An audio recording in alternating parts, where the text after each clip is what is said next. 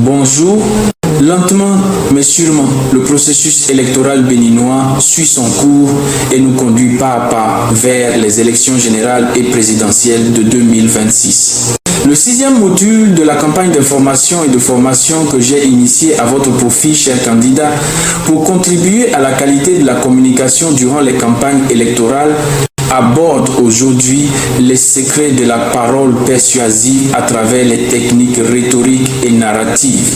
Dans le paysage politique béninois, maîtriser cet art est essentiel pour tout candidat souhaitant marquer les esprits et mobiliser l'électorat. Ce module explore les techniques rhétoriques classiques et la puissance du récit adapté au contexte national voire local. Pour amplifier la portée de ces techniques et ancrer durablement le message, il est primordial de s'appuyer sur des outils linguistiques efficaces. C'est ici que les figures de style jouent un rôle prépondérant. Au-delà de leur fonction d'embellissement, elles sont de véritables leviers pour intensifier l'impact, la mémorisation et l'émotion du discours politique. Leur utilisation stratégique en phase avec les sensibilités culturelles béninoises se révèle cruciale pour la persuasion, transformant de simples mots en messages percutants capables de façonner l'opinion et d'engager l'auditoire.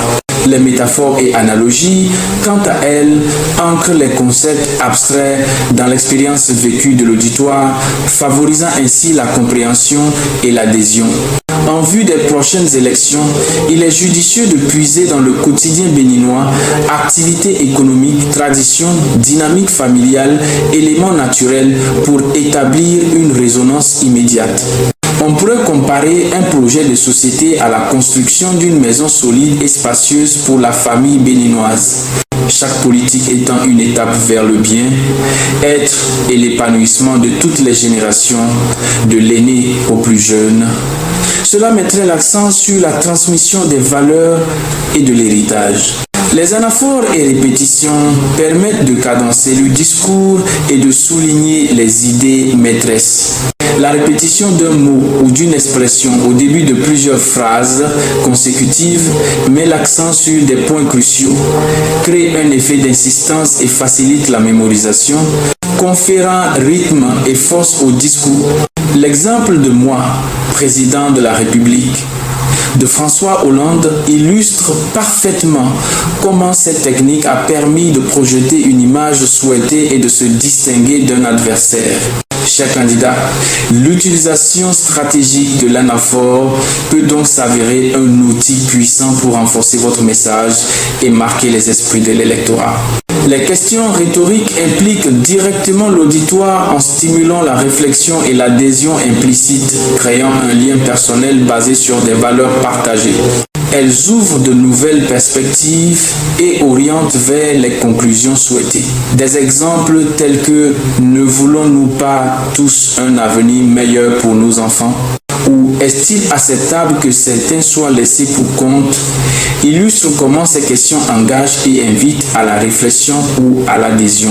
Pour les prochaines élections, utilisez le storytelling pour toucher le cœur des citoyens. Racontez des histoires vraies sur la vie des Béninois. Ça rendra vos paroles claires, faciles à comprendre et émouvantes.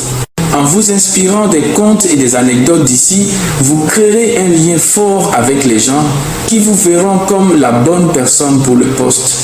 Rendez les problèmes politiques humains en montrant comment ils touchent la vie de chacun. Parlez des défis de chaque région à travers des histoires personnelles. Ça aidera les gens à mieux comprendre ce que vous proposez. Enfin, utilisez également le storytelling pour créer un sentiment d'unité. Rappelez ce qui nous lie, célébrez nos réussites communes et parlez de nos valeurs partagées.